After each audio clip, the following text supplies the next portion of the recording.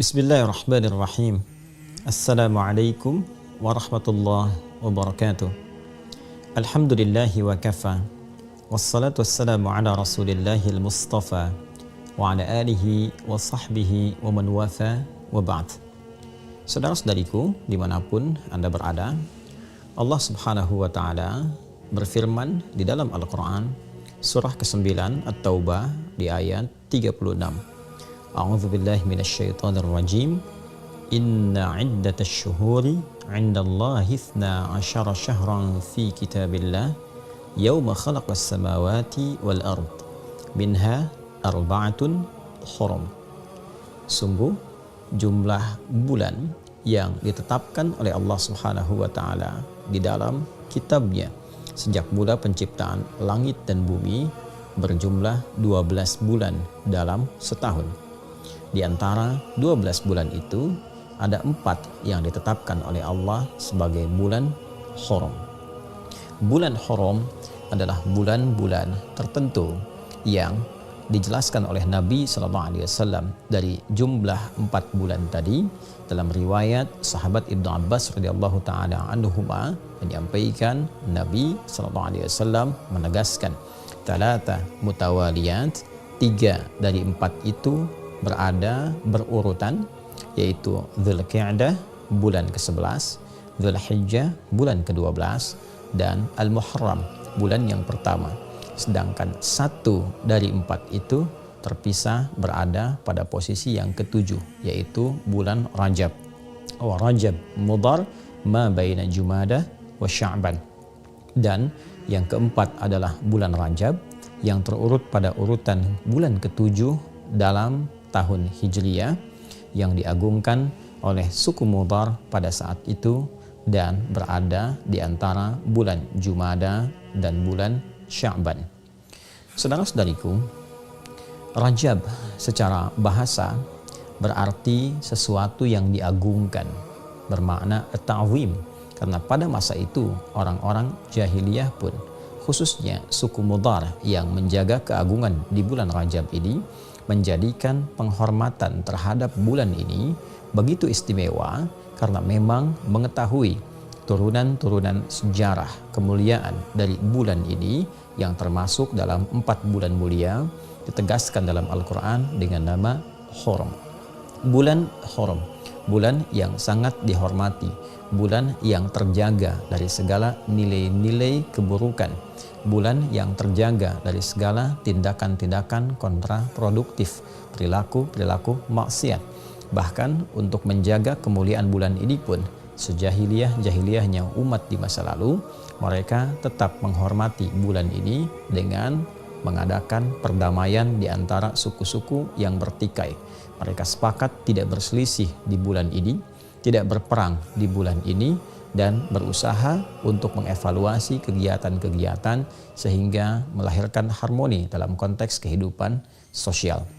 Karena itu, Allah Subhanahu wa taala memberikan keutamaan-keutamaan yang ditegaskan dalam Al-Qur'an, juga dijelaskan oleh Nabi sallallahu alaihi wasallam dalam tatanan-tatanan hadis beliau. Fala tazlimu fihinna anfusakum.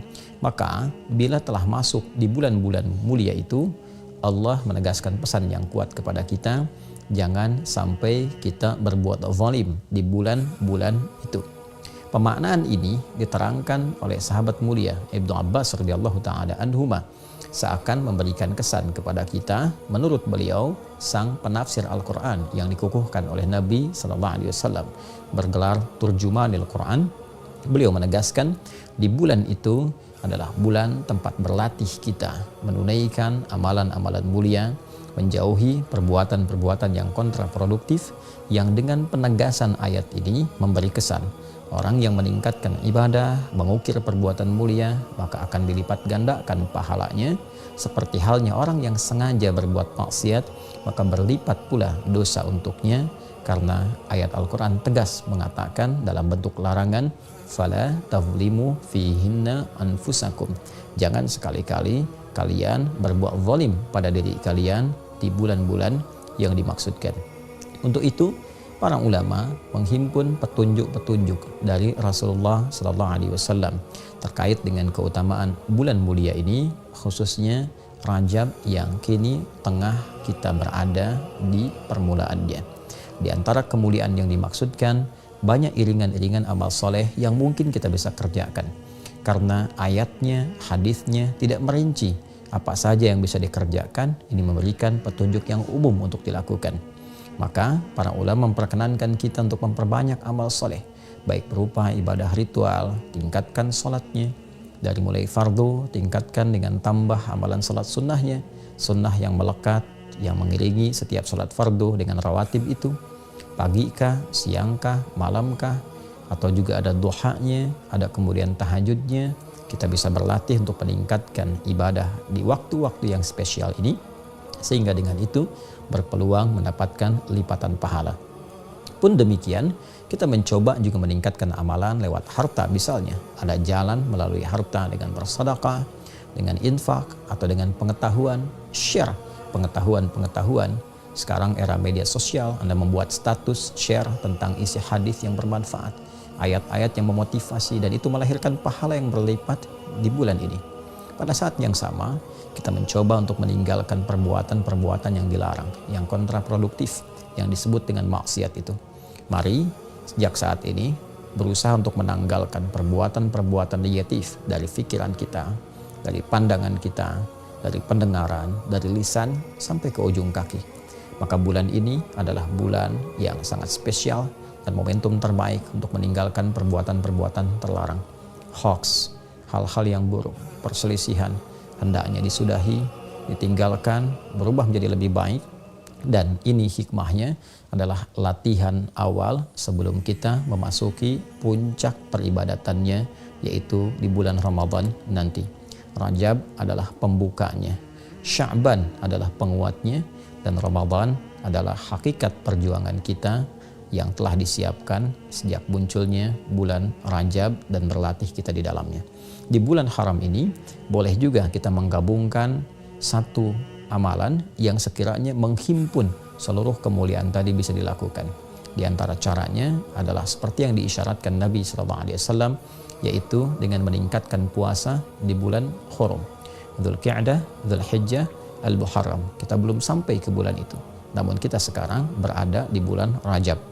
Maka boleh kita memperbanyak meningkatkan puasa di bulan ini, karena puasa memiliki hikmah meningkatkan ketakwaan, meningkatkan ibadah, sekaligus saat sedang menunaikan puasa itu juga dapat berlatih mencegah segala hal yang dilarang oleh Allah dan Rasulnya.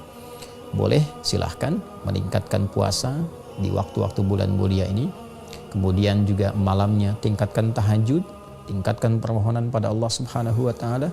Mudah-mudahan dengan meningkatkan amalan di bulan Rajab ini, malamnya kita tingkatkan, siang kita tingkatkan, tilawah kita tingkatkan, kemudian memberikan jejak kehusyuan dalam jiwa kita, meningkatkan kekuatan dan semangat untuk bertakarub kepada Allah, sehingga saat tiba Ramadan itu kita sudah lebih siap membiasakan diri dan beradaptasi dengan ibadah.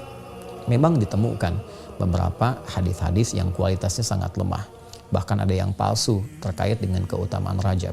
Tapi bukan berarti amalan-amalan yang bisa kita kerjakan itu terlarang sepanjang ada hadis-hadis yang sahih, sepanjang ada ayat-ayat yang memang mendorong kita untuk beramal. Karena itu bukan berarti karena ada hadis-hadis yang bermasalah malamnya kita tidak sholat. Silahkan bangkit, tunaikan tahajud, malam ini istimewa, Rajab dilipat gandakan pahala. Silahkan siangnya puasa karena ada hadis-hadis terkait dengan keutamaan puasa di bulan Hurum.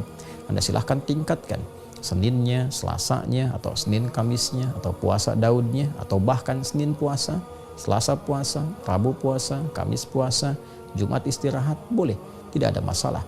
Niatkan puasa di bulan Hurum, spesifiknya untuk di bulan Rajab, dan mudah-mudahan Allah Subhanahu wa Ta'ala memberikan segala janji yang telah ditegaskan dan menjauhkan kita dari segala perbuatan maksiat. Saudara-saudariku, di bulan ini pula ada keutamaan-keutamaan yang terjadi, tercatat di dalam sejarah dan menginspirasi kita semua untuk belajar. Di antara sekian banyak momentum yang terjadi, yang paling populer dalam satu riwayat, sekalipun ada perbedaan riwayat yang paling populer di bulan ini terjadi peristiwa Isra dan Mi'raj. Di bulan ini pula terdapat kemenangan Nabi SAW dalam perang Tabuk. Di bulan ini pula dibebaskan Masjidil Aqsa di bawah pimpinan Salahuddin Al-Ayyubi, dan banyak momentum-momentum lain yang memberikan kesan kepada kita bahwa Rajab adalah bulan untuk berlatih, bulan untuk mendapatkan kemenangan yang hakiki, dan yang lebih penting lagi sebagai bulan pengantar pada kehusyuan dan kesiapan menerima anugerah terbesar dari Allah Subhanahu wa taala yang akan dibuka kelak pada gerbang pintu Ramadan.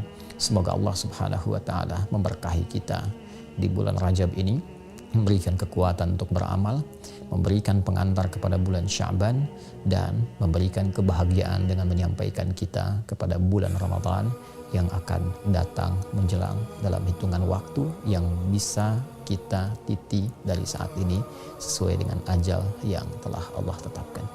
Semoga kita dikuatkan, semoga diridhai, diberkahi, dirahmati, dan dimuliakan oleh Allah Subhanahu wa taala. Allahumma taqabbal minna innaka antas sami'ul alim wa tub 'alaina innaka antat tawwabur rahim. Barik lana fi hadha asy-syahr ya arhamar rahimin wa ballighna fi ramadan ya rabbal alamin kama tuhibbu wa tarda. Wa sallallahu ala sayyidina Muhammad wa ala alihi wa sahbihi ajma'in. Wa akhiru da'wana subhanakallahumma wa bihamdika asyhadu an la ilaha illa anta nastaghfiruka wa natubu ilaik. Walhamdulillahi rabbil alamin. Assalamualaikum warahmatullahi wabarakatuh.